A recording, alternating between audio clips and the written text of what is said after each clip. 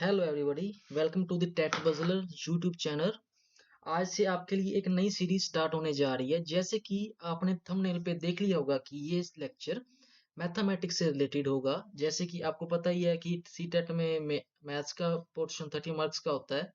उसमें 15 मार्क्स की न्यूमेरिकल्स तथा एंड 15 मार्क्स की पेडागोजी होती है। मैं शाहरुख आपको 15 नंबर की न्यूमेरिकल कराऊंगा। मैं वैसे काफी लंबे टाइम से क्लासरूम कोचिंग प्रोवाइड कर रहा हूं, पर आज इस प्लेटफॉर्म पर ऑनलाइन कोचिंग की शुरुआत कर रहा हूं। जैसे कि आपको पता ही है, पेडागोजी सब्जेक्ट अनमोल सर कराते हैं, और वो भी आगे से आपको वो पेडागोजी वही कराएंगे इस लेक्चर के बाद, या थोड़े मेरे चैप्टर खत्म होने के बाद। बस आप स्टार्ट करते हैं आज का जो भी अपना फर्स्ट क्वेश्चन है।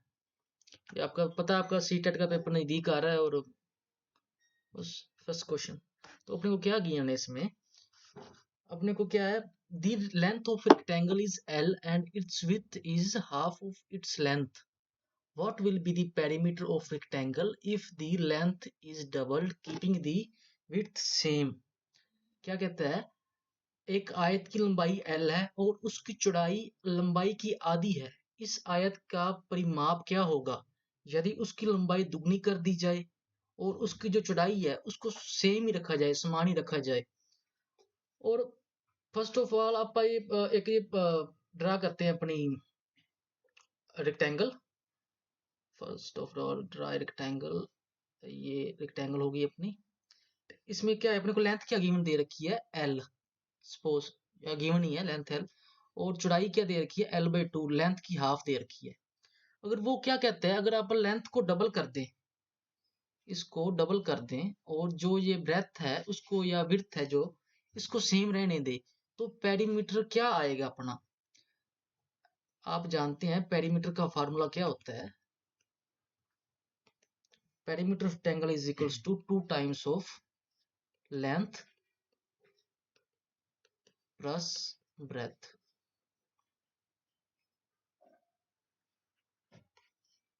इक्वल्स टू 2 टाइम्स, बस पुट कर दो वैल्यू अपनी जो भी अपने पास। लेंथ क्या गिवन? 2L प्लस ब्रेथ क्या है? L/2। ये क्या आ जाएगा? सोल्व करने के बाद अपने पास आ जाएगा 5L, जो कि अपना ऑप्शन है फोर्थ। इसमें चले जाएंगे अपना अपना नेक्स्ट क्वेश्चन। ये सवाल कुछ ऐसे होते हैं जैसे कि if the pattern continues, how many matchsticks are needed to become in the 15th stage?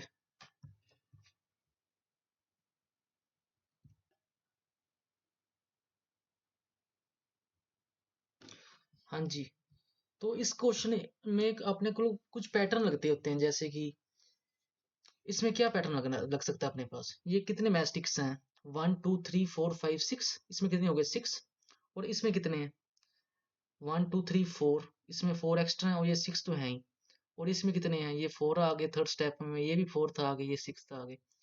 और क्या है इसमें फिर? अब ये कहते हैं भी कितने, मतलब आप 15th स्टेप जो होगा इसका, उसमें कितने माचिस की तीलियां यूज होएंगी? जो मैच स्टिक्स हैं कितनी यूज होएंगी?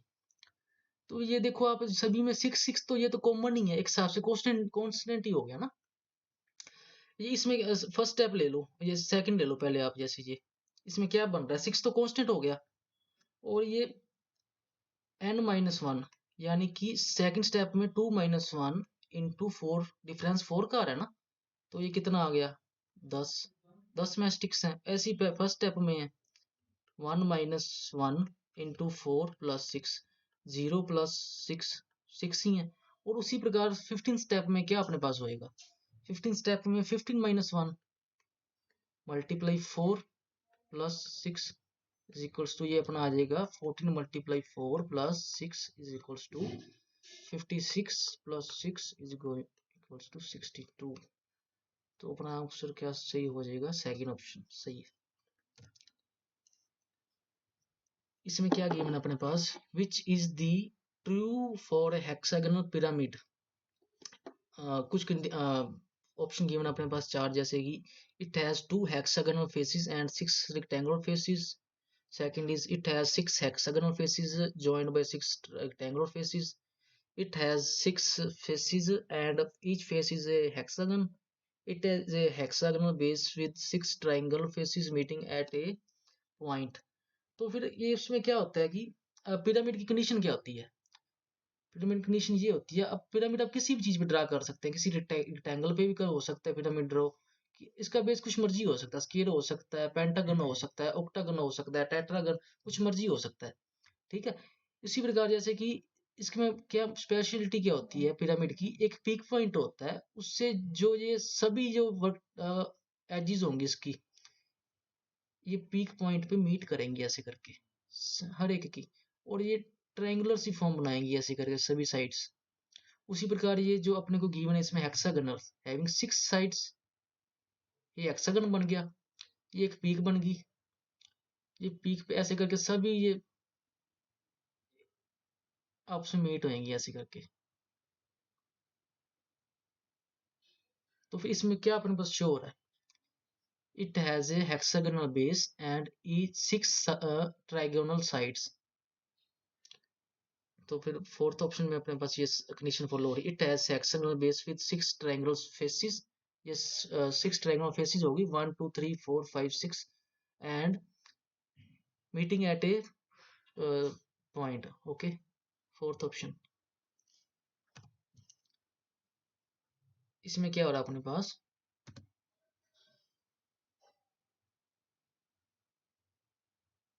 वो खतरा है।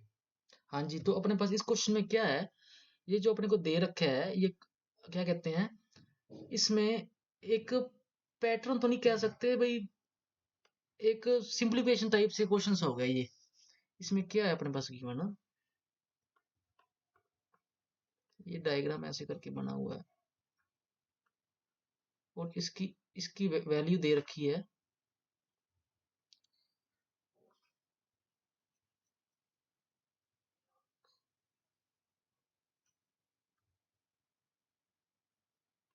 इन दोनों की वैल्यू दे रखी है अपने को 3/4।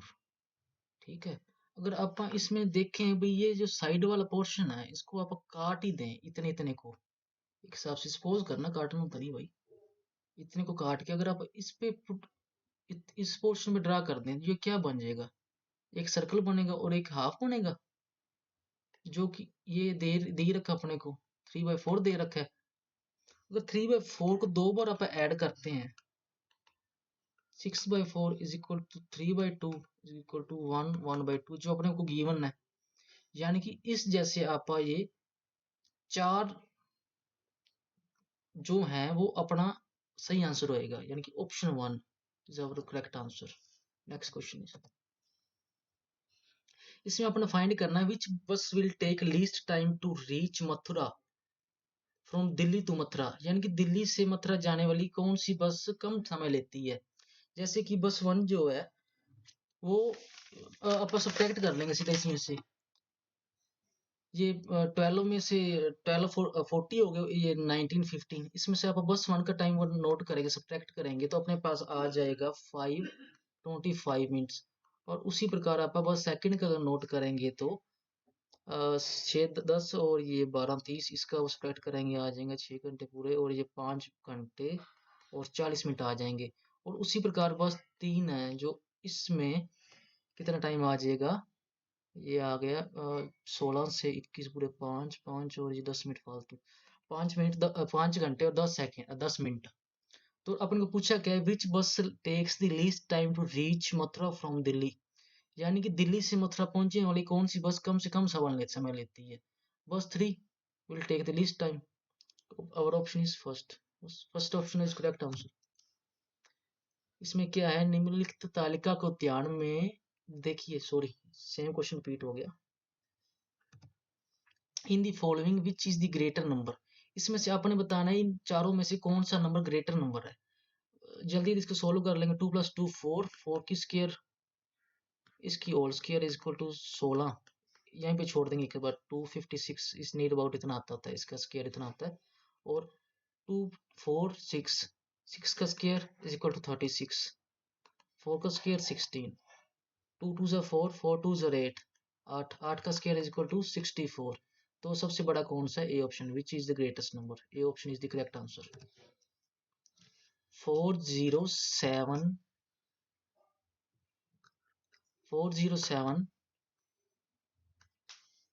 928। इसमें बताना ये कौन सा फिगर अपने पास है। जैसे कि आपको पता है ये कौन सा होता है, यूनिट प्लेस।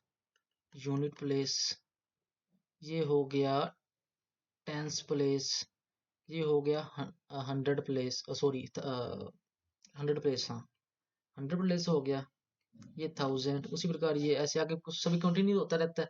तो फिर ये क्या होएगा अपने पास, ये फिगर कौन सा बन रहा है? 4,07,928। 4,07,928 over second option is our correct answer. How many four-digit numbers are there in Hindu Arabic numeric numeration system? Hindu अरबी संख्यांकन पद्धति में 4 अंक वाली कितनी संख्याएं हैं?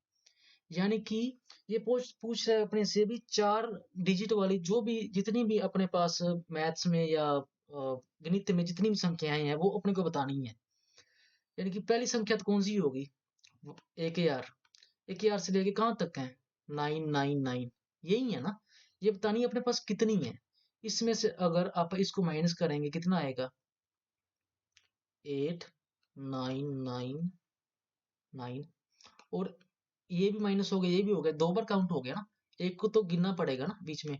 तो फिर अपने पास टोटल 9000 है, 9000। Second option is the correct answer. इसमें क्या है? The weight of some mangoes is 2 kg 600 gram and the some apples is 1 kg 450 gram. The weight of the mangoes is greater than that of apples by. ये कह रहा है कुछ आमों का भार 2 किलो 600 ग्राम है। 2 किलो और 600 ग्राम है। 2 किलो और 600 ग्राम है। और कुछ सेबों का वजन 1 किलो 450 ग्राम है। तो सिंपली इसमें से इसको सब्ट्रैक्ट कर देंगे। आमों का भार सेबों के भार से कितना दिखा, सिंपली इसमें से सब्ट्रैक्ट करना है, इसको घटाना है। हटा देंगे अपन। 5 आ गया, 6 में 5 में से 4 गए 1, और 1 किलो 1 kg 150 ग्राम, 1 किलो 150 ग्राम। रोमस क्या होती है? ये रोम्बस होगी। यानी कि एक हिसाब से इसकी प्रॉपर्टीज में क्या क्या हो सकता है? Opposite sides are equal. Rhombus, ज्यादातर लोगों का क्या आइडिया होता है, rhombus is like a square but not square having, ये जो एंगल ये होते हैं ये सभी के 90 डिग्री होती है। रोम्बस में जरूरी नहीं होते भी सभी एंगल अपने पास 90 डिग्री के होंगे। पर रोम्बस में ये कंडीशन होती है, जो ये कट करेगी ना एक दूसरे को एक पॉइंट पे, जहाँ पे भी ये जो एंगल होंगे ये 90-90 डिग्री के होंगे। ये सभी एंगल 90-90 डिग्री के होंगे। पर जो और ये जो एंगल है ये जरूरी नहीं होता भी ये सभी 90 डिग्री के होंगे, पर स्क्वायर में 90 डिग्री के होते हैं। तो फिर अपने पास क्या गिवन है, जो ये दो डायगोनल अपने को 8 सेंटीमीटर एक दे रखा है और एक दे रखा है 6, ये आपस में बराबर भागों में डिवाइड होंगे ऐसे करके। ये कितना हो गया? 4 एक डायगोनल ले लिया और ये 3 हो गया। ये 90 पर कट कर रहा है। यहाँ पे आप पाइथागोरस थ्योरम लगा देंगे, जो भी होती है क्या कहते हैं, P square plus B square is equals to H square. ये होती है ना 90 डिग्री वाली पाइथागोरस थ्योरम, आपको पता ही होगा। वैसे ये साइड कौन सी आ गई? 5। अपन में क्वेश्चन में क्या पूछा है? Find its perimeter. इसका परिमाप पता कीजिए। परिमाप का क्या फॉर्मूला होता है रोमस का? 4 इंटू साइड। साइड क्या निकल गया अपने पास? 5। 5 चौका 20, और fourth option is the correct answer. हाँ, इफ एन ऑपरेशन, ये जो साइन दे रखे हैं अपने पास, मतलब कि ये ऑपरेटर है कोई अपने पास, इज डिफाइंड एज, लेगा जैसे कि आपको कोई ना कोई लॉजिक लगता होता है इसमें, अपने को पर्टिकुलर पैटर्न इसमें फॉलो होएगा कोई ना कोई। जैसा इसमें फॉलो होएगा वैसे इसमें फॉलो होएगा, ये जो तीनों वैसे ही इसमें फॉलो होएगा। चारों में सेम सेम पैटर्न फॉलो होएगा। पहले आप ये करके देख लेते हैं। 4 तिया 12, 12 और 3 को मल्टीप्लाई किया, ये बन गया 15। यानी कि पहले मेरे को 4 से 3 से मल्टीप्लाई कर दिया, 12 बन गया। 12 प्लस ये 3 बाद में जोड़ दिया, 15। 5 चौका 20, 20 प्लस उसी तरह मैंने इसमें 4 जोड़ दिए 24 बनेगा। तो ये देख ले इसमें कितना है, 6 तिया 18, 18 और 19 20 21, 21 पर ये सम 21 बन रहा है, जो कि गलत है। सॉरी ये पैटर्न नहीं तो फिर फॉलो होएगा। और कोई लॉजिक लगेगा इसमें? इसमें क्या लॉजिक लग सकता है फिर? हाँ, ये 4 प्लस 3 में ये लॉजिक लग रहा है फिर। जैसे कि ये है 4 प्लस 5 प्लस 6, इसमें क्या है, ये 3 है ना, जो कितने डिजिट दे रखे हैं, 1 2 3, 4 से स्टार्ट होके 3 डिजिट हैं।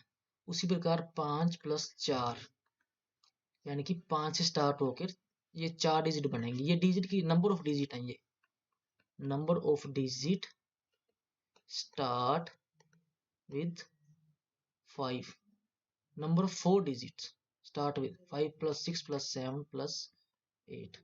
उसी प्रकार 6 प्लस, इसमें भी यही पैटर्न फॉलो होएगा, यानी कि नंबर ऑफ 4 डिजिट्स, ये जो 4 है इसके ये 4 डिजिट आगे, number of 4 digit starting with 6, ठीक है, यानी कि 6 प्लस 7 प्लस 8 प्लस 9। उसी तरह से अपने पास ये जो क्वेश्चन में अपने को गिवन स्टेटमेंट है n प्लस 8, इसमें क्या फिर लगेगा, number of 8 digits starting with n, यानी कि n plus 1 plus n plus 2 plus n plus 3 plus n plus 4 plus n plus 5, 1 2 3 4 5 6, n plus 6 plus n plus 7, यानी कि क्या हो गया 8n। इनको सभी को ऐड, जब ऐड करेंगे तो क्या ऐड बनेगा, 1 प्लस 2 6 6 6 6 और 3 6 और 4 10 10 15 21 21 और ये बन गया 7 28, 8n plus 28। Fourth option is the correct answer. हाँ जी, इसमें क्या है अपने पास, क्या क्वेश्चन में क्या पूछा, एक शिक्षक कक्षा से रेक्टेंगल पर 1/8 निरूपित करने के लिए कहता है, निम्नलिखित से कौन सा निरूपण गलत है। यानी कि इसमें क्या पूछ रहा है वो, इसमें से 4 ऑप्शन में से कौन सी वाली गलत है इस रेक्टेंगल में से, मतलब कि ये इसका ना, इसका रेक्टेंगल का 1/8 भरना है अपन ने क्वेश्चन में। ये इसमें तो डेफिनेटली दिख रहा है अपने पास, ये तो सही है, मतलब 1/8 भरा हुआ है, ये भी नहीं हो सकता। और ये हाफ में कट हो गया, और ये भी नहीं हो सकता, ये भी सही है। और इसमें ये देखो, ये वाली स्लाइड और ये वाली स्लाइड, इसको अगर आप कर दें ये हाफ रेक्टेंगल बन जाएगी, ये भी नहीं हो सकता। तो फिर ये ऑप्शन, जो ऑप्शन रह गया ए ऑप्शन, यही अपने पास होगा, ये आंसर गलत है, यानी कि option A is the correct answer. ये अगला अपना क्वेश्चन है डाइस वाला। इसमें अपने को क्या पूछा इन्होंने, in a dice the number of opposite faces add up to 7, which among the will fall into a dice. ये अपने पास 4 ऑप्शन दे रखे हैं, ये बोलते भी ये कौन सी वाली इनमें से डाई है अपने पास। डाई की क्या कंडीशन होती है, ये जैसे ये जो अपना लूडो वाला गीटस होता है, जो इसको डाई सी कहते हैं, यानी कि ये वाली साइड, यानी कि जो एक बेस हो गया और इस उसके ऊपर वाला एक टॉप हो गया, इन दोनों का सम हमेशा ही डाइस में 7 ही होगा, ठीक है। जैसे ये 5 है, इसके जो ऑपोजिट वाली, यानी इसके ऊपर वाली जो साइड होगी, ऑपोजिट साइड, वो 2 होएगी। अगर मान लो ये 3 है और इसके ऑपोजिट वाली साइड क्या होगी, 4 होएगी। इस क्वेश्चन में ऐसे अपन को गिवन है, जो देख लेते हैं अपन। ऑपोजिट साइड्स ऐसे होगी ना, ये देखो, ये डाइस होगी, ये उसकी साइडें होगी, ये साइड्स होगी डाइस की, और ये बन गई ऐसे। जैसे कि आप ये ऑप्शन चूज कर लेते हैं, ये बीच में 2 आ गया, इसको अगर देखें तो ये 3 हो गया, ये 5 हो गया। 3 और 5 ऑपोजिट है एक दूसरे के, क्वेश्चन में गिवन है इनका सम 7 होएगा, पर ये तो 8 हो रहा है, गलत। इसमें देख लो 3 और 4, 3 और 4 7 हो रहा है, 3 4 के ऑपोजिट है, 7 हो गया, सही है। 1 6 के ऑपोजिट है, सम 7 हो गया, 5 2 के ऑपोजिट होएगा, 7 हो गया, यानी कि third option is the correct answer. इसमें क्या दिया हुआ है, इन दिनों दाम बढ़ने शुरू हो रहे हैं, इनमें से कौन सा ग्राफ इस स्थिति का निरूपण करता है? These days prices have started rising. Which amongst the following graphs represent this situation? यानी कि इसमें क्या बोल रहा है भाई, इन चारों में से कौन सा ग्राफ है जिसके प्राइस टाइम के बढ़ने के साथ प्राइस बढ़ रहे हैं? इसमें से एक ही ग्राफ है जिसका टाइम के साथ प्राइस बढ़ रहा है। ये ये देखो प्राइस बढ़ रहा है, इसका तो डिक्रीज हो रहा है, ये भी नहीं हो सकता। ये इसका नीचे टाइम के बढ़ने के साथ डिक्रीज हो रहा है, ये भी नहीं हो सकता। और क्या कहते हैं इसका ये यहाँ तक तो बढ़ा, पर यहाँ आगे आगे टाइम के बढ़ने के साथ डिक्रीज हो रहा है, ये भी नहीं हो सकता। The number 49532 rounded off the nearest thousand is nearest thousand, very important thing, nearest thousand के बताना अपने कौन सी डिजिट है। इन्होंने सीधा अपने को नहीं पूछा भी राउंडेड ऑफ कर दो सीधा।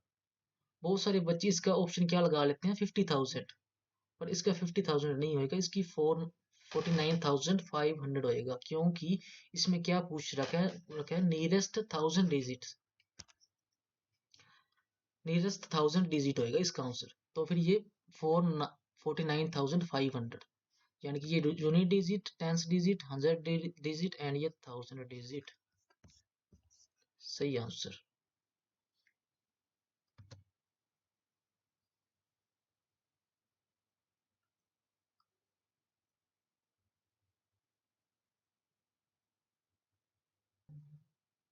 सॉरी, ये थोड़ा सा अपना मैं भी कंफ्यूज हो गया इसमें। ये बहुत देखने वाली चीज है, इसका आंसर सही ऑप्शन बी ही है, क्योंकि मैं आपको बता भी रहा था नियरेस्ट 1000 डिजिट देखना। ये कौन सी होगी, यूनिट, टेंस, 100 और ये 1000 के नियर ऑफ, तो ये फिर ये भाई साहब यही है। Sorry, this is the our correct answer. आगे आपको अनमोल सर जो भी अपना पेडागोजी आपको पढ़ाएंगे, और ये प्रीवियस ईयर का पेपर सॉल्व कराएंगे। और हाँ जी गाइस, तो जो आपके फर्स्ट 15 क्वेश्चन थे वो डिस्कस हो चुके हैं, शाहरुख सर ने आपके साथ वो डिस्कस कर दिए हैं, और आई होप कि आपको वो अच्छी तरह से क्लियर हो गए होंगे। तो मैं आगे कंटिन्यू करने जा रहा हूँ नेक्स्ट क्वेश्चन, जो कि आपको बता ही दिया है शाहरुख ने कि जो पेडागोजी का पोर्शन है आपको पता भी है कि मैं ही कंटिन्यू करता हूँ वही। तो अभी देखते हैं फिर नेक्स्ट क्वेश्चंस को, अच्छे से इनको समझेंगे। फर्स्ट क्वेश्चन मींस आगे आपका ये टोटल 16th है, बट ये मेरी ओर से फर्स्ट क्वेश्चन रहेगा। तो कंटिन्यू करते हैं इसी को। While teaching comparison of fractions in which the numerators are same, example है अपने पास दी हुई है कि 3/5 है और 3/7 भी दिया हुआ है। तो इसमें से ये ऐसा ये प्रॉब्लम क्रिएट कर रहा है, ये एक बच्चे की जो है ये प्रॉब्लम देखी जा रही है। आगे ये बात इस बेसिस पे हो रखी है कि Rohit response was since the numerators are same and since 7 is larger than 5। ये एक प्रॉब्लम है। अभी यही आपको देखनी है, यहीं पे इस सारे के सारे क्वेश्चन का जो है फैक्ट आपको देखने को मिल जाएगा। हिंदी में भी आप देख सकते हो वैसे कि भिन्नों की तुलना पढ़ाते समय जिसमें अंश समान है, तो बता दिया गया है अंश अपने को पता है, जो ऊपर वाला होता है वो अंश होता है, वो न्यूमिनेटर्स होते हैं, और नीचे वाले डिनोमिनेटर्स होते हैं। तो अगर हम इसी के बेसिस पे बात करें तो न्यूमिनेटर्स उन्होंने बता दिए हैं वो सेम है, सिंपल, तो इसमें तो कुछ भी नहीं है। तो आगे बढ़ेंगे तो बात आगे आ रखी है कि रोहित की प्रतिक्रिया क्या थी। तो रोहित की प्रतिक्रिया ये थी, उसका रिएक्शन ये था कि चूंकि अंश समान है और 7 5 से बड़ा है। देखो ये हम रूल जानते हैं कि अगर हम 3/7 और 3/5 इसको आप नॉर्मल भी आप एक डिवाइड करके देख लीजिए, इसका आंसर क्या आता है, ये 0.6 आएगा, मींस ये नियर अबाउट 6, ये एग्जैक्टली 60% हुआ। और ये तो ऐसा नहीं होगा, ये तो उससे कम है। बट रोहित इससे उल्टा समझ रहा है, तो वो तो ये कह रहा है जो 3/7 है ना वो बड़ा है, बट बड़ा नहीं हो सकता। वो हमें पता है, जब आप इसको डिवाइड करके देखेंगे तो इसका आंसर उससे छोटा आने वाला है। तो इस केस पे हम देखें, ये वैसे मैथमेटिक्स का रूल भी है, ट्रिक के बेसिस पे अगर आप देखते हैं तो उसमें क्या होता है कि जिसमें भी न्यूमिनेटर्स सेम होते हैं और नीचे वाला जितना छोटा होता है वो उससे उतना ही बड़ा होता है। तो ये एक रूल है मैथमेटिक्स के बेसिस पे हम ये सब जानते हैं, जो फ्रैक्शंस का ये टॉपिक करते हैं। तो उसी के बेसिस पे भी ये क्वेश्चन आपसे पूछा गया। तो इसमें अभी आपके पास राइट आंसर कौन सा होगा? ये आपके पास 4 ऑप्शंस हैं, तो आप देख लीजिए one by one. Rohit does not know the concept of equivalent fractions. तो ये पॉइंट एक बिल्कुल एक सूटेबल ऑप्शन हो सकती है। आप हिंदी में भी देखिए कि रोहित तुल्य भिन्नों की अवधारणा नहीं जानता। तो ये पॉइंट बिल्कुल ठीक है ना, उसको कंपैरिजन नहीं करना आ रखा। वो जो है जो कंसेप्ट है इसका इक्विवेलेंट फ्रैक्शंस का, जिसमें जो है न्यूमिनेटर्स या डिनोमिनेटर्स सेम होते हैं, तो वो उस कंसेप्ट को नहीं समझ पाता। तो ये पॉइंट एक सबसे एक सूटेबल ऑप्शन। मूव करूंगा नेक्स्ट क्वेश्चन की ओर। And next question is 17th question. To introduce the concept of fractions a teacher can begin with. तो फर्स्ट ऑप्शन है यहाँ पे अपने पास, वैसे आप हिंदी में भी इस क्वेश्चन को देख लीजिए कि भिन्नों की अवधारणा से परिचित कराने के लिए शिक्षक डैश से शुरुआत कर सकता है। तो इसके लिए आपकी अभी 4 ऑप्शंस हैं। First one is writing fractions in the form of a upon b where b is not equal to 0. Second one is identifying fractional parts of things around them. देखो ये ऑप्शन ना बहुत बार ये क्वेश्चन प्रीवियस ईयर्स में आ चुका है। ऐसे question मैंने आपके साथ, हालांकि ये नहीं है कि चलो मैथमेटिक्स के बेसिस पे क्लियर किए थे, बट किसी ना किसी सब्जेक्ट में ऐसे जरूर से क्लियर किए हुए हैं। देखो जो बच्चों के लिए आसपास की जो वस्तुएं हैं ना, वहां पे जो बच्चा एक्सपीरियंस लेता है वो सबसे बेस्ट होता है, और यही तो आपके पास यहाँ पे भी ऑप्शन में है। तो ये एक सबसे बेस्ट पॉइंट है। तो इसी के साथ हम आगे फॉरवर्ड करेंगे। मूव करता हूं नेक्स्ट क्वेश्चन की ओर। Now 18th question is on your screen. तो देखते हैं इसी के रिगार्डिंग। तो देख लेते हैं, पहले क्वेश्चन को रीड कर लेते हैं। फर्स्ट है आपके पास सामने इंग्लिश में, एंड देन हम देखेंगे हिंदी में। Start a discussion in the class on things in the child's environment which roll and slide. तो ये आपके लिए एक बात हुई। एंड आगे अगर मैं बात करूं, help children to look at their shapes and see how some things roll and other slide. तो ये एक बात रही। अभी इसी के बेसिस पे आपके लिए क्वेश्चन पूछा जाएगा कि बच्चे के लिए, बच्चे के पर्यावरण में जो वस्तुएं लुढ़कती या फिसलती हैं उन पर कक्षा में चर्चा शुरू करो, और बच्चों को उनके आकार देखने में और यह समझने में कि कैसे कुछ ये वस्तुएं लुढ़क जाती हैं, मीन स्लाइड कर जाती हैं, और मीन्स ये रोल कर जाती हैं और फिसलती हैं। तो इसमें आप सहायता करनी है। अभी ये ना एक आगे बात कर रखी है कि suggestions like this have been given in the NCERT text book. तो ये NCERT की टेक्स्ट बुक में कुछ सजेशंस हैं। अगर हम बात करें तो क्लास सेकंड की ये बात कर रहे हैं। अभी यही पॉइंट तो अपने लिए इंपॉर्टेंट होता है ना, पेडागोजी जब भी हम कर रहे हैं तो ये पॉइंट हमें हमेशा ध्यान में रखना पड़ता है कि हम कौन सी क्लास के लिए वो क्वेश्चन डिस्कस कर रहे हैं। देखो ये पेपर ही प्राइमरी लेवल का है, वो शाहरुख आपको पहले ही बता चुके हैं कि ये पेपर जो है 1 है, और सीटेट का जो पेपर 1 है, चाहे किसी भी सेट का लेवल 1 जो रहता है, वो हमें पता है कि उसमें जो पेपर 1 रहता है वो पीआरटी वालों का है, प्राइमरी टीचर्स का है। तो उसी के बेसिस पे अगर प्राइमरी टीचर्स की बात करें तो प्राइमरी टीचर्स हैं फर्स्ट टू फिफ्थ क्लास वाले। तो अभी फर्स्ट टू फिफ्थ क्लास वाले टीचर्स का ही पेपर आप सोल्व कर रहे हो, तो इसके बेसिस पे आगे आपको मूव करना है। तो फर्स्ट ऑप्शन है आपके पास कि discussions supplemented with demonstration help students to understand concept better. Hindi में ऑप्शन आपके है कि निर्देशन से संपूरित चर्चाएं विद्यार्थियों को संकल्पनाओं को बेहतर तरीके से समझने में सहायता करती है। ठीक है ये ऑप्शन। बाकी एक बार देखते हैं आगे कौन सी ऑप्शन और भी बढ़िया इससे मिलती है, तो देखेंगे फिर। सेकंड है discussions bring multiple perspectives into the classroom. तो डिस्कशंस की बात हो गई कि चर्चाएं बहुविध परिप्रेक्षाओं को परिप्रेक्ष्यों को कक्षा में स्थान देती हैं। थर्ड है कि चर्चा करना गणित की कक्षा के लिए सर्वश्रेष्ठ युक्ति है। देखो ये कोई श्योरिटी नहीं है। डिस्कशन ठीक है, इंपॉर्टेंट पॉइंट है, बट मैथमेटिक्स की क्लास में ये सबसे बेस्ट स्ट्रेटजी बता दी, ये प्रॉब्लम है, ये गलत है। डिस्कशन कभी भी मैथमेटिक्स के लिए इतनी बढ़िया साबित नहीं हो सकती। यहाँ पे आगे कोई आपने डिबेट पे थोड़ी ना बढ़ना है, तो यहाँ पे ह्यूरिस्टिक मेथड लगाइए, वो एक बढ़िया पॉइंट है। जैसे कि प्रीवियस ईयर्स में क्वेश्चन पूछे भी गए हैं, खोज विधि से आप मैथमेटिक्स को सोल्व कर सकते हैं। इसके अलावा अगर हम बात करें तो प्रोजेक्ट मेथड काफी बढ़िया रहता है मैथमेटिक्स के लिए, बट स्ट्रेटजी के लिए अगर आप डिस्कशन को आगे लेके चल रहे हैं तो आप गलत कर रहे हैं मैथमेटिक्स में। नेक्स्ट ऑप्शन है कि it is imperative for the teachers to draw the children's attention to the things around them. तो बात की जा रही है आसपास की चीजों के बारे में बच्चों का ध्यान केंद्रित करना शिक्षकों के लिए अनिवार्य है। देखो वही ऑप्शन अपने पास जो पहली बेस्ट मिल चुका है कि discussion supplemented with demonstration help students to understand concept better. जो बच्चों के सामने जो है, अगर हम बात करें डेमोन्स्ट्रेशन मेथड यूज किया जा रहा है, मींस उनको वस्तु जो है प्रदर्शित की जा रही हैं, और उसके बेसिस पे फिर उनके साथ जो है डिस्कशन की जाएगी, और इस इस वजह से बच्चे कंसेप्ट्स की एक बेटर अंडरस्टैंडिंग जो है बिल्ड कर पाएंगे। तो ये एक बेस्ट पॉइंट है, इसीलिए मैं इसी के साथ मूव करता हुआ आगे क्वेश्चन की ओर बढ़ता हूँ। 19th question is on your screen. The chapters in the NCERT text book of mathematics of class 4th have titles like the junk seller. Means एक जो बात की जा रही है, एक 4th क्लास की एक मैथमेटिक्स की बुक है, एनसीईआरटी की टेक्स्ट बुक है, और अगर हम बात करें उसमें कुछ चैप्टर्स हैं, उनके टाइटल्स किस प्रकार के हैं? द जंक सेलर मींस एक कबाड़ी वाला है। इसके अलावा अगर हम बात करें ट्रिप टू भोपाल की, भोपाल का एक ट्रिप है, भोपाल की सैर है, जो है दुनिया कुछ ऐसे दिखती है, the way the world looks. तो ये कुछ चैप्टर्स हैं, तो इनसे क्या एक बात आपके लिए यहां से पूछी जा रही है? फर्स्ट ऑप्शन यहाँ पे नहीं, हाँ ये वाला क्वेश्चन था। तो इसमें अगर हम देखें, फर्स्ट ऑप्शन है कि make it interesting by relating it to everyday life, कि ये क्या करेगा, दैनिक जीवन से जोड़ते हुए उन्हें रोचक बनाने के लिए काफी बढ़िया साबित हो सकता है। कुछ भी गलत नहीं है, आगे मूव करेंगे एक बार।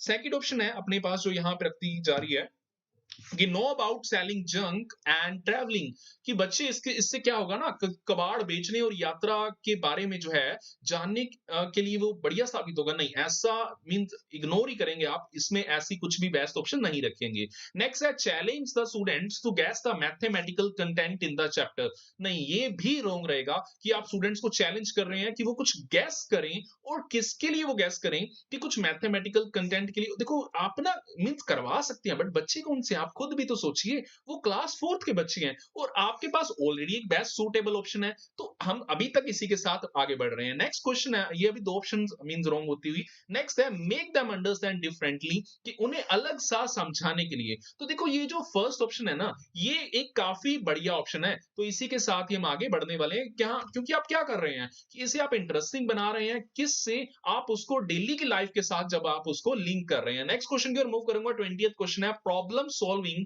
As a strategy of doing mathematics involves, कि गणित करने की जो है युक्ति के रूप में सवाल हल करना में शामिल है। तो इसमें क्या शामिल होगा? फर्स्ट है activity based approach, second estimation, third extensive practice using clues to arrive at a solution, and last, चलो ये चार ऑप्शंस थी, तो आप इसको हिंदी में भी देख सकते हैं। देखो हम सब जानते हैं, देखो मैंने ना आपको ये एक बात जरूर से बताई हुई है जब भी मैंने सीडीपी के लेक्चर्स लगाए हैं आपके लिए, प्रॉब्लम सॉल्विंग अप्रोच, और दूसरी ओर आप देख लीजिए यहीं से वो एक किसकी बात आ जाती है, अगर आप इसको ध्यान से समझने की कोशिश करेंगे, इसका प्रयास करेंगे, तो वो बात ये आ जाती है कि प्रॉब्लम सॉल्विंग अप्रोच जुड़ी हुई है लर्निंग बाय डूइंग से, करके सीखना, जहां पे बच्चा करके सब कुछ सीख रहा है। तो वो एक काफी बढ़िया पॉइंट है, और उसके बेसिस पे यहाँ पे आप अच्छे से समझ गए होंगे कौन सी बढ़िया और बेस्ट ऑप्शन होगी, एक्टिविटी बेस्ड अप्रोच। और वैसे में आपने आप इसके अभी भी बात की थी प्रॉब्लम सॉल्विंग अप्रोच की, तो मैथमेटिक्स के जरिए से ये एक मैथमेटिक्स की ओर से ये सबसे एक बढ़िया पॉइंट, जहां पे बच्चे क्रियाएं करते हुए वो प्रॉब्लम सॉल्व करने की ओर आगे बढ़ रहे हैं। नेक्स्ट क्वेश्चन है आपकी स्क्रीन पे, sequence the following tasks as they would be taken up while developing the understanding of shapes and space across primary classes। प्राथमिक कक्षाओं में आकार और स्थान की समझ विकसित करने के लिए किए जाने वाले निम्नलिखित कार्यों को जो है क्रम से लगाना है। अपनी फर्स्ट ऑप्शन है आपके पास, मींस अभी ना ये आपके चार ऑप्शंस दी हुई हैं, और इनको आपने एक सीक्वेंस में लगाना है। और कौन सी क्लासेस है ये तो मैं आपको अभी नहीं बताने वाला बार बार, क्योंकि आपको पता है आपको कौन से क्लास का पेपर सॉल्व कर रहे हैं, तो ये प्राइमरी क्लास वालों का है। और अगर हम बात करें आगे मूव करें इसी के लिए, और एक बात और, ये मत सोचिएगा कि आप पेपर 2 के स्टूडेंट हैं और आपके लिए पेपर 1 की जो पेपर्स है ना ये हेल्पफुल नहीं होगी। अगर आप ऐसा सोच रहे हैं तो बिल्कुल गलत सोच रहे हैं। देखो ये हर बार ऐसे देखने को मिलता है कि पेपर 1 के क्वेश्चन पेपर 2 में, पेपर 2 के क्वेश्चन पेपर 1 में, तो ये ऐसा कुछ ना कुछ हम चेंज देखते रहते हैं। तो वो एक अलग बात है कि हर बार ये कुछ ऐसा चेंज हो जाता है, कभी कभार तो सेम के सेम क्वेश्चन ही कॉपी होके आ जाते हैं। बाकी एक बात ये भी है कि आप बिल्कुल एक अच्छे तरह से प्रेपरेशन कीजिए, क्योंकि मैथमेटिक्स की पेडागोजी ना काफी स्टूडेंट्स को प्रॉब्लम नहीं डाल रही है। जो अगर मैं बात करूं, काफियों के मुझे कमेंट आते हैं कि सर हमें मैथमेटिक्स की पेडागोजी जरूर से कराइए, काफी कंफ्यूजिंग हो जाती है। तो अभी मैं प्रॉमिस करता हूं कि ये सीरीज आपके लिए ऐसे कंटिन्यू चलती रहेगी, और आप अच्छे से इस सीरीज को लगाइएगा। और मींस मैं तो अपना एक अपनी ड्यूटी समझ के आपके लिए लेक्चर्स लगाऊंगा, और मैं और शाहरुख आपके लिए लेक्चर लगाएंगे, बट आपको भी अपनी एक रिस्पॉन्सिबिलिटी बनानी पड़ेगी कि आप भी प्रॉपर इसी तरह से लेक्चर लगाएं। ओके, कंटिन्यू करूंगा आगे इसी चार ऑप्शंस के साथ। अभी ये चार ऑप्शंस हैं आप ही के सामने, तो इनमें से अगर मैं बात करूं तो इनको आपने एक सीक्वेंस में लगाना होगा। तो इसमें अगर हम देखें, फर्स्ट ऑप्शन आपके पास है match the properties of 2D shapes by observing there sides and corners. Second आपके पास दी गई है कि describe intuitively the properties of 2D shapes, की 2D आकार की विशेषताओं का सहज बुद्धि से आपने वर्णन करना है। नेक्स्ट ऑप्शन है सोर्ट्स 2D शेप्स, की 2D आकारों को छांटना। और लास्ट ऑप्शन आपके लिए यहाँ पे जो दे दी गई है कि describe the various 2D shapes by counting there sides, corners and diagonals. विभिन्न 2D आकार की, जो 2D आकार वैसे आप समझते ही होंगे, जैसे कि शर्म ने भी आपके साथ जैसे पहले बात की, देखो जैसे ये आपकी जस्ट एक एग्जांपल ले सकते हैं, ये स्क्वायर क्या होती है, 2D शेप होती है। एक रेक्टेंगल क्या होती है, रेक्टेंगल एक 2D शेप है। हम ये सब जानते हैं, ये 2D शेप्स हैं। बट 3D शेप्स जैसे हम जानते हैं, एक क्यूब हो गई, क्यूबॉइड हो गई, तो ये 3D शेप्स होती है, वो एक अलग बात। आपको जस्ट 2D शेप्स तक ही रहना है सीमित इस समय। तो अगर हम इसी के बेसिस पे बात करें, तो आप सबसे पहले क्या कर सकते हैं? सबसे पहला कार्य अगर मैं करना चाहूँ प्राइमरी क्लास के बच्चों के लिए, तो उनसे मैं क्या करवा सकता हूँ? तो उनसे मैं जो है ये अगर वो अगर मैं चाहता हूँ कि उनमें इन सब की एक समझ अच्छे से विकसित हो, तो उस सब के लिए मैं एक अंडरस्टैंडिंग डेवलप करने के लिए सबसे पहले मैं उनको क्या बोल सकता हूँ कि आप 2D आकारों को छाँटें। कि अगर 3D और 2D दोनों मिक्स हैं और हम मीन्स दोनों इकट्ठे लिखे गए हैं, दोनों उनके सामने शेप्स हैं या आपने कुछ कार्ड्स के रूप में दिए हुए हैं, तो उनको पहले तो बच्चों को आप बोलिए कि इन दोनों को सेपरेट कर दीजिए। अभी आपको ये एक पॉइंट तो मिल गया, मीन सी ऑप्शन आपके लिए सबसे बेस्ट होगा इन चारों में से सबसे पहले तो। आगे अगर मैं बात करूं नेक्स्ट ऑप्शन की, और अगर मैं देखूं यहाँ पे, तो सेकंड अगर मैं बात करूं, तो आगे मैं क्या कर सकता हूं, नेक्स्ट ऑप्शन में जिसको चूज कर सकता हूं, आप खुद ही सोचिए कि इन बच्चों के लिए आप क्या देख सकते हैं। इन बच्चों के लिए आप देख सकते हैं कि जो आगे अगर हम देखें, तो वो है matches the properties of 2D shapes by observing there sides. कि आप जो है ना, उन्हें observing there sides and corners, तो आप ना बच्चों को प्रॉपर्टीज की ओर लेके चलिए, मैच करवाइए प्रॉपर्टीज जो 2D शेप्स की हैं by observing there sides and corners. तो 2D आकारों की जो भुजाओं और जो शीर्षे हैं, जो उनके शीर्ष हैं, उनका अवलोकन करते हुए उनकी विशेषताओं का मिलान करवा दीजिए आप। तो ये काफी बढ़िया पॉइंट है ना। देखो ये क्या बताना चाह रहा है आपसे इसे, कि ये है, मान के चलते हैं। तो ये अगर मैं बात करूं, इन सब की अगर मैं बात करूं, तो ये क्या करवा रहे हैं आप, ये कॉर्नर्स को आप मैच ही तो करवा रहे हैं उन सबके साथ। तो ये काफी बढ़िया पॉइंट है ना, जो आपको अभी क्लियर भी हो गया होगा।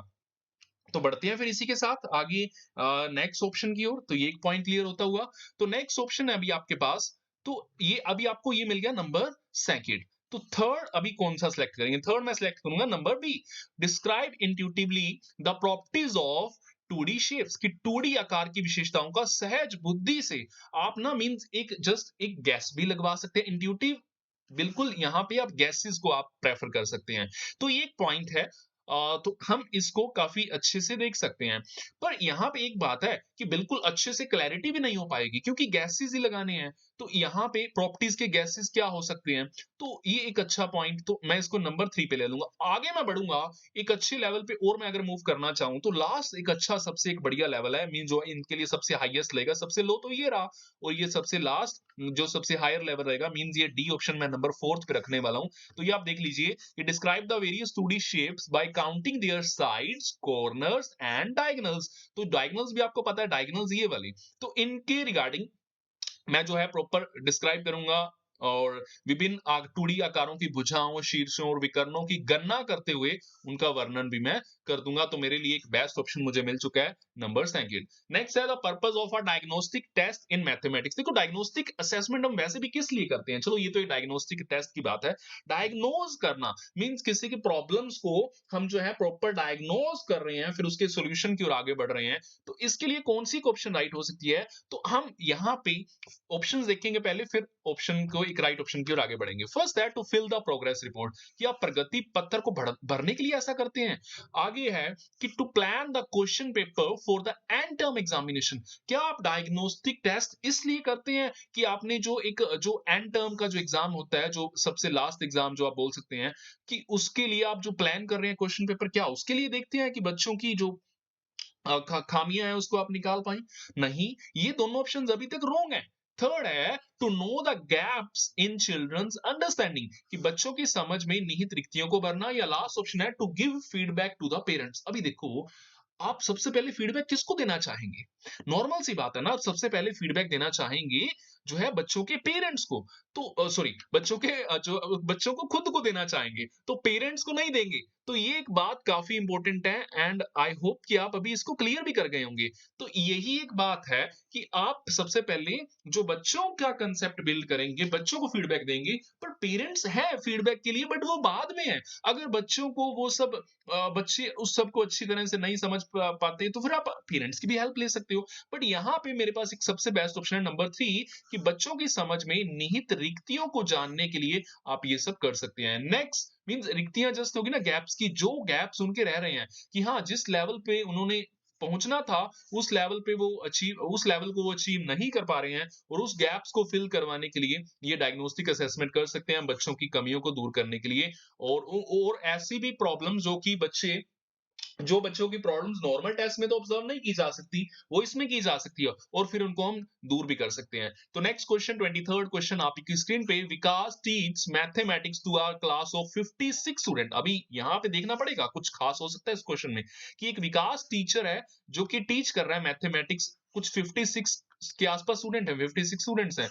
ही believes that conducting a test is effective if the feedback is given immediately, कि वो इस बात में विश्वास रखता है, किस बात में, कि अगर टेस्ट कंडक्ट किया जा रहा है और फीडबैक तुरंत दे दिया जा रहा है, तो वो एक टेस्ट काफी अच्छे बेसिस पे कंडक्ट हो सकेगा।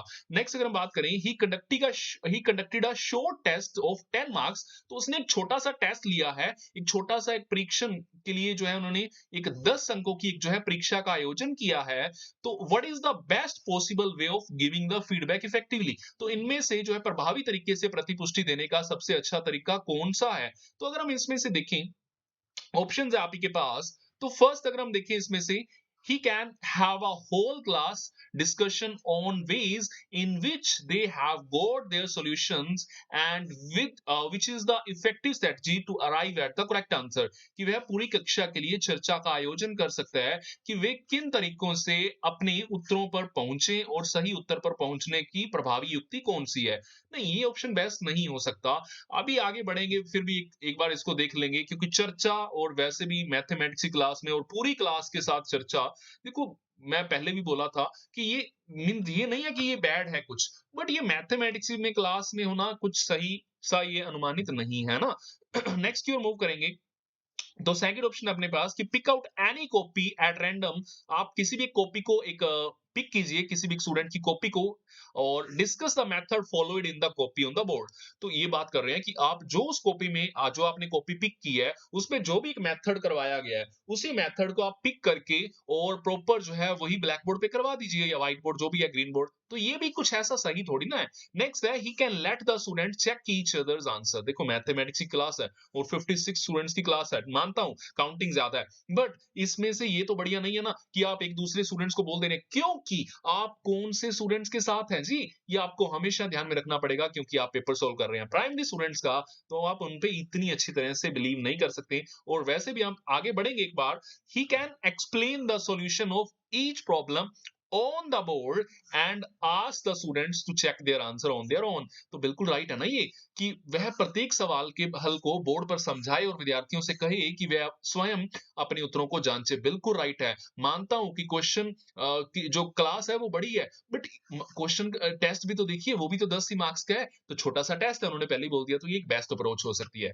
नेक्स्ट है, when teaching shapes, a teacher can plan a trip of historical places as, एक शिक्षक आकार पढ़ाने के लिए मींस शेप्स का टॉपिक पढ़ाना चाहता है, 2D 3D शेप्स हो सकती हैं, तो पढ़ाने के लिए ऐतिहासिक स्थानों के भ्रमण की योजना बना सकता है, क्योंकि तो वो फील्ड ट्रिप का एक आयोजन कर सकता है, नहीं एक हिस्टोरिकल ट्रिप का आयोजन कर सकता है। तो वो किस लिए कर सकता है, ऐसा वो क्यों कर सकता है? क्योंकि देखते हैं, फर्स्ट ऑप्शन है because field trips have been recommended by CBSE so they are a must. No, ऐसा तो कुछ नहीं है ना कि जो क्षेत्र भ्रमण है सीबीएसई द्वारा अनुशंसित किए गए हैं, मींस वो एक कंपल्सरी बेसिस पे रख दिए गए हैं, नहीं जी करवाओ, ऐसा भी कुछ नहीं है। तो ये ऐसा कुछ नहीं है। आगे बढ़ेंगे नेक्स्ट ऑप्शन की ओर, shapes are an integral part of any architecture and such trips encourage connections across disciplines. बिल्कुल राइट है ये ऑप्शन कि आकार किसी भी वास्तुकला का अभिन्न हिस्सा होते हैं और इस तरह की जो भ्रमण सभी विषयों के आपसी संबंधों को बढ़ावा देते हैं। बिल्कुल राइट ऑप्शन है। बढ़ूंगा नेक्स्ट क्वेश्चन की ओर। आर्किटेक्चर्स तो आपको वैसे भी पता है, ये जो शेप्स का कार्य खूब करते हैं वो, तो वो एक अच्छा अप्रोच हो सकता है। To introduce the concept of area, a teacher can start with। तो अगर हम देखें हिंदी में क्षेत्रफल की अवधारणा से परिचित कराने के लिए शिक्षक डैश से शुरुआत कर सकता है। फर्स्ट ऑप्शन है अपने पास यहाँ पे जो रख दी जा रही है कि इकाई वर्ग गणित की सहायता से आकृतियों का क्षेत्रफल ज्ञात करना, कि calculating areas of figures with the help of counting units here. Next है कि भिन्न आकारों की आकृतियों का क्षेत्रफल ज्ञात करने के लिए सूत्रों को स्पष्ट करना, explaining the formula for finding area of figures of different shapes. No, आगे है हथेली, पत्ते, पेंसिल, नोटबुक आदि विभिन्न प्रकार की जो है वस्तुओं की सहायता से किसी आकृति के क्षेत्रफल की तुलना करना। ये एक अच्छा पॉइंट हो सकता है। Comparing area of any figure with the help of different objects like palm, हथेली है, लीफ कोई पत्ता हो सकता है कि हाँ, उसका एरिया मेजर कीजिए, आप पेंसिल का एरिया मेजर कीजिए, आप नोटबुक से एरिया मेजर कीजिए। तो मींस ये एक, अगर हम मींस इन सबसे एरिया आप मेजर कीजिए, तो ये एक बिल्कुल एक बेस्ट अप्रोच है। और अगर हम बात करें, क्योंकि वो इंट्रोड्यूस करवा रहा है अभी इस कांसेप्ट को, तो किसी एक हाई लेवल पे तो पहुंचा नहीं है कि जस्ट एरियाज का फॉर्मूला भी करवाना शुरू कर देगा। ये इसलिए गलत हो जाएगा क्योंकि बच्चे छोटे हैं और इंट्रोड्यूस करना है तो पहले इसी से काम चलाएगा ना। तो हम पहले क्या करते हैं, पहले जस्ट एक जो सस्ते में जो सामग्री मिलेगी ना, और जो घरेलू टाइप की होती है, मींस जो बच्चों की रियल लाइफ से लिंक भी हो जाती है, तो उसी प्रकार से तो हम भी आगे मूव करते हैं। तो बेस्ट ऑप्शन अभी मिल चुका है। और जितना ज्यादा लिंक हो सकता है ना, पेडागोजी जब भी करते हैं तो एक माइंड सेट कर लीजिए कि जब भी आपने पेडागोजी करवानी है तो एक मीन जितनी एक जो टीचिंग एड्स आप यूज कर रहे हैं, जितना चीप हो उतना बढ़िया है, जितनी बच्चों के डेली लाइफ के साथ रिलेट करें उतना बढ़िया है। तो ये काफी कुछ बेस्ट अभी आपको पता चल चुका है। इसीलिए तो वीडियो को लाइक तो कर ही दीजिए और अपने मैक्सिमम फ्रेंड्स तक शेयर कर दीजिए, क्योंकि मैक्सिमम आपके जो फ्रेंड्स की प्रॉब्लम है ना, वो मैथमेटिक्स पेडागोजी हो जाती है सीटेट में। और इवन अभी तो ये पीएस सेट में भी इसका काफी बड़ा पोर्शन कवर होने लगा है। कुछ 9 to 10 मार्क्स की पेडागोजी पीएस सेट में भी आने लगी है। तो अच्छे से आप प्रिपेयर कीजिए इन सबको।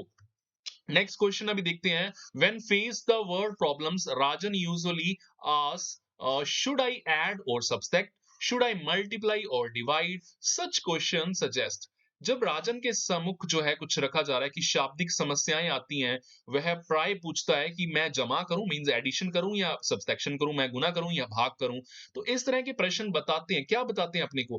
फर्स्ट है Rajan lacks understanding of number operations. Second है राजन कैन नॉट ऐड और मल्टीप्लाई। नहीं, ये तो गलत हो जाएगा ना। नेक्स्ट है Rajan seek opportunities to disturb the class. No, ऐसा कुछ थोड़ी ना कि वो एक कक्षा में बाधा डालने के लिए अवसर खोज रहा है। लास्ट है कि Rajan has problems in comprehending language. ऐसा भी नहीं है कि वो ऐसा भी कुछ बेसिस, ऐसा भी इस बेसिस पे आप राइट नहीं कर सकते कि उसको लैंग्वेज को समझने में कठिनाई हो रही है। ये एक बेस्ट ऑप्शन है कि उसका जो नंबर ऑपरेशंस का जो कंसेप्ट है वो अच्छे से समझ नहीं पा रहा, उसमें कुछ ना कुछ खामी है। नेक्स्ट 27th क्वेश्चन आपकी स्क्रीन पे। भिन्नों का योग पढ़ाते समय शिक्षक को नीचे दी हुई एक त्रुटि ज्ञात हुई, जो कि है 1/2 प्लस 1/3 इज इक्वल टू 2/5। अभी मैं आपको ध्यान में दिला देना चाहता हूं कि हमने पहले भी एक फ्रैक्शन की एक प्रॉब्लम की थी, तो उसके बेसिस पे भी हमने एक राइट आंसर सेलेक्ट किया था। अभी देखेंगे इसमें से भी कौन सी एक राइट आंसर हो सकती है। तो अगर हम बात करें कि भिन्नों का योग पढ़ा रहा है, तो टीचर उसमें उसने ना एक ये प्रॉब्लम ज्ञात की है। अभी ये हमें पता है ये आंसर तो रॉन्ग है। अभी ये बच्चे ने एलसीएम ही रॉन्ग ले लिया। एक्चुअली में एलसीएम तो इसका 6 आना चाहिए था, बट ये तो रॉन्ग है। इसका एलसीएम, अगर हम बात करें एलसीएम के बाद इसके आंसर आएगा 5/6। जब ये आप इसको ऐसा अगर हम एडिशन करेंगे इस बेसिस पे, वो आप निकाल सकते हो अच्छे से, इतना से तो आप कर ही सकते हैं। तो आगे देखते हैं, इस स्थिति में शिक्षक को उपचारात्मक कार्य के रूप में क्या करना चाहिए। फिर टीचर को जो है ना, what remedial action can a teacher take in such a situation. इस ऐसी सिचुएशन में टीचर क्या एक रेमेडियल कार्य कर सकता है। फर्स्ट हमारे पास जो ऑप्शन में है वो है कि प्रत्येक भिन्न के परिणाम को समझने में बच्चे की सहायता करे, कि help the child to understand the magnitude of each fraction. और नहीं, ऐसा कुछ जरूरी नहीं है ना, और टीचर के पास भी इतना समय नहीं होगा इंडिविजुअली फोकस करे, बट ईच फ्रैक्शन के लिए फोकस करे, ये एक प्रॉब्लम है। आगे बढ़ेंगे, लघुत्तम समावर्तक की अवधारणा को, ल सर्व जिसको जिसको हम बोलते हैं शॉर्ट में, तो अवधारणा को समझने में बच्चे की सहायता करे, help the child to understand the concept of LCM. बिल्कुल राइट है कि यही तो एक प्रॉब्लम बच्चे के लिए रह रही है ना, तो ये बिल्कुल एक बढ़िया पॉइंट है। अगर एलसीएम की अवधारणा को, लीस्ट कॉमन मल्टीपल, तो ऐसा ही है ना कुछ इसकी फुल फॉर्म, तो ये फुल फॉर्म अगर ये चलो ये कंसेप्ट अगर बच्ची का क्लियर हो जाता है तो फिर ये बच्ची प्रॉब्लम क्रिएट करेगी नहीं, तो बच्ची बिल्कुल अच्छे से सम कर पाएगी। Next, sequence the following tasks as they are taken up while developing the concept of measurement. तो learners use standard units to measure length। वैसे ना आप इसको हिंदी में भी देख लीजिए, पहले काफी स्टूडेंट्स में आप में से होंगे हिंदी मीडियम के, कि माप की अवधारणा विकसित करने हेतु अपनाए गए निम्नलिखित कार्यों को क्रम से आपने लगाना है। मींस एक और सीक्वेंस लगाने के लिए आपके सम्मुख आ गया है जी। देखिए फिर इसमें से फर्स्ट है learners use standard units to measure length. अभी एक पॉइंट समझ लीजिए, कभी भी ना आप बच्चों के लिए स्टैंडर्ड यूनिट सबसे पहले यूज नहीं कर सकते। ये आप अच्छे से जानते होंगे, भली भांति इसको जानते होंगे कि जो शिक्षक है वो लंबाई मापने के लिए मानक इकाइयां, मींस वो केजी, वो एक जो हम बट्टे वगैरह जो बोलते हैं ना, वो उसको एक साथ ही थोड़ी ना लेके आ जाएगा। वो एक स्टैंडर्ड यूनिट्स हैं। बच्चों को पहले एक ना कुछ आप अमानक इकाइयां समझाएं, तो अमानक आपके पास नेक्स्ट ही है, तो ये एक बढ़िया ऑप्शन हो सकता है ना। बाकी एक बार देखेंगे आगे और क्या बढ़िया ऑप्शन हो सकती है, तो ये ऑप्शन इससे तो पहले आएगा, ये बात तो क्लियर है। आगे है नेक्स्ट कि learners verify objects using simple observation, कि लर्नर जो है वेरीफाई करें ऑब्जेक्ट्स को सिंपल ऑब्जर्वेशन के साथ। या फिर लास्ट है कि learners understand the relationship between metric units. तो अभी आपके पास यहाँ पे जो चार ऑप्शंस आ चुकी हैं, तो इनमें से आप क्या करेंगे? देखिए सबसे पहले जो आपको मे बी क्लियर हो गया होगा अभी, कि सबसे पहले क्या कर सकता है, शिक्षार्थी सरल अवलोकन द्वारा वस्तुओं को सत्यापित करते हैं, तो बिल्कुल राइट है कि लर्नर ऑब्जर्व करें उसको, ऑब्जेक्ट को, मिस सिंपल ऑब्जर्वेशन के साथ, कि क्या ये इनके लिए क्या ये कंसेप्ट हो सकता है, मेजरमेंट इनके हम कैसे कर सकते हैं। तो पहला पॉइंट तो मेरे लिए ये रहेगा, तो मेरे लिए ये हुआ नंबर 1। आगे मूव करूंगा, इसके बाद कौन सी ऑप्शन एक राइट हो सकती है, तो सेकंड है कि learners use non standard units to measure length. तो बिल्कुल ठीक रहेगा ना, आगे मैं इसी को यूज कर सकता हूं, नॉन स्टैंडर्ड यूनिट्स का यूज करूंगा, फिर मैं स्टैंडर्ड यूनिट्स का यूज कर सकता हूं, ठीक है। और फिर मैं क्या कर सकता हूं, लर्न, ये एक हाई लेवल का कंसेप्ट है, तो इसके लिए मैं नंबर डी के साथ जा सकता हूं, क्योंकि मैं सबसे लास्ट में यही करवाऊंगा। बट मुझे अभी क्वेश्चन का राइट आंसर मिल चुका है। नेक्स्ट क्वेश्चन है आपकी स्क्रीन पे, 29 question. The NCF 2005 considers that that mathematics involves a certain ways of thinking and reasoning. From this statement given below, pick out one which doesn't reflect the above principle. तो NCF 2005 का मानना है कि गणित में सोचने एवं तर्क का एक निश्चित तरीका निहित है। तो नीचे दिए गए कथनों में से वह कथन चुनिए जो उपरोक्त सिद्धांत का पालन नहीं करता। तो ये आपको, आपके लिए यहाँ पे एक सिलेक्ट करना है इसमें से एक स्टेटमेंट के बेसिस पे, a certain way of reflect thinking and reasoning. तो इसके बेसिस पे आप कौन सी ऑप्शन को राइट ठहराएंगे? तो फर्स्ट है उसे पढ़ाने की विधि के लिए, सेकंड है means the method by which it is taught, आगे है giving student set formula to solve the numerical question, okay, आगे है the way the material presented in the textbook is written. No, ऐसी तो कोई बात नहीं है ना, ये स्टेटमेंट ऐसी तो कुछ नहीं रख रही है अपने सामने। नेक्स्ट है the activities and exercises chosen for the class. No, ये कुछ नहीं है ऐसा, ये अपने को सेकंड स्टेटमेंट की ओर आगे मूव कर रहा है, तो हम इसी की ओर मूव करेंगे कि giving student set formula to solve the numerical questions. तो बिल्कुल आप ऐसा कीजिए, एक सेट फॉर्मूलाज आप स्टूडेंट्स को प्रोवाइड कीजिए और कुछ न्यूमेरिकल क्वेश्चंस को सॉल्व करने के लिए। तो ये स्टेटमेंट अपने को यही क्लियर करना चाह रही थी। बस इतने सिंपल से क्वेश्चन होते हैं, बस आपको ना एक अपना जो कंसेप्ट बिल्ड हो पाएगा वो इन्हीं क्वेश्चन से हो पाएगा, इन्हीं के अंडरस्टैंडिंग के साथ हो पाएगा, तो वो एक अलग बात है। आगे बढ़ते हैं फिर। To be a good mathematician, one must be able to, एक अच्छा गणितज्ञ होने के लिए जरूरी क्या है? फर्स्ट ऑप्शन है understand, apply and make connections across the concept. Second है कि master the techniques of answering questions, कि सवालों के उत्तर देने की तकनीक में ना आपको निपुणता हासिल होनी चाहिए। नेक्स्ट है memorise most of the formula. नहीं, ये तो गलत है ना, मेमोराइज करें आप मेमोराइजेशन वैसे भी रॉन्ग है और आप रट्टा लगा के ये सब करें। आप स्टूडेंट्स को एक कांसेप्ट ही बिल्ड करवा दीजिए अच्छे से, तो वो मेमोराइज करने की जरूरत ही नहीं है। आपको भी और ना ही स्टूडेंट्स भी आप इससे अच्छे बन जाएंगे फिर इसके साथ, तो आपको भी लॉजिक्स लगा लगा के देंगे फिर। नेक्स्ट है solve the problem in no time. ठीक है, तो बहुत जल्दी सवालों को हल करना, ऐसा भी नहीं है कि अच्छे टीचर आप तभी बन पाएंगे या एक अच्छे मैथमेटिशियन आप तभी बन पाएंगे। ये तीनों ही ऑप्शन गलत थी। फर्स्ट ऑप्शन बिल्कुल राइट है ना, कि understand, apply and make connections across the concept, बिल्कुल राइट है कि सभी अवधारणाओं को समझना, लागू करना और उसमें संबंध बनाना। आई होप कि अच्छी तरह से आपको ये 30 के 30 क्वेश्चंस क्लियर हो गए होंगे। बाकी मैं आपको फिर से एक नोटिफाई कर देना चाहता हूं कि सीडीपी का हमारा क्रैश कोर्स ऑलरेडी स्टार्ट हो चुका है, और कंप्लीट कोर्स का जो एक ये कोर्स है, आप चाहे सीटेट के लिए प्रिपरेशन कर रहे हैं, रीट के लिए, एचटेट के लिए, बीएसएट के लिए, यूपीटेट के लिए, तो हमारा ये कोर्स ऑलरेडी लॉन्च हो चुका है। अगर आप इसके लिए रजिस्ट्रेशन करवाना चाहते हैं या पहले आप अगर आप डेमो लेक्चर भी लेना चाहते हैं, तो इसी नंबर पे आप हमें व्हाट्सएप पे मैसेज कीजिए और डेमो लेक्चर के लिए पहले आप डेमो लेक्चर लीजिए, अच्छे से तसल्ली कर लीजिए और उसके बाद आप आगे बढ़ सकते हैं इस कोर्स के लिए। इस कोर्स की स्पेशलिटी क्या है कि मैं 1500 plus important MCQs topic wise discuss करने वाला हूँ। थ्योरी तो डिस्कस होगी ही होगी ना, थ्योरी प्लस एमसीक्यू, ये इसकी सबसे बड़ी स्पेशलिटी और ये one of the best CDP course है। अगर आप सीडीपी में अच्छे नहीं हैं और आप बहुत बढ़िया एक प्रेपरेशन करना चाहते हैं, तो आप बिल्कुल इस कोर्स को ज्वाइन करके बहुत अच्छी प्रेपरेशन कर सकते हैं। बाकी भी सब्जेक्ट्स के कोर्सेज जैसे मैंने आपको पहले भी नोटिफाई किया था, बहुत जल्दी हम उनकी भी जो है क्रैश कोर्सेज आपके लिए लॉन्च करने वाले हैं। तो बिल्कुल पीएसएट भी बहुत जल्दी अनाउंस होने वाला है, तो वो एक अलग बात है। और ठीक है जी, तो आई होप कि बहुत अच्छे तरह से आपको ये सब क्लियर हो गया होगा, और जुड़े रहिए आप भी हमारे साथ इसी तरह से फ्यूचर में, और ऐसी वैल्यूएबल वीडियोस के लिए आप जो भी आज न्यू व्यूअर्स हैं वो चैनल को सब्सक्राइब करके और बेल आइकन को जरूर से प्रेस करके जाएं, ताकि अपकमिंग वीडियोस का नोटिफिकेशन आपको मिलता रहे। और बिल्कुल वीडियो को लाइक एंड शेयर जरूर से कीजिए अपने फ्रेंड्स के साथ। तब तक के लिए बाय बाय, मिलेंगे नेक्स्ट वीडियो में।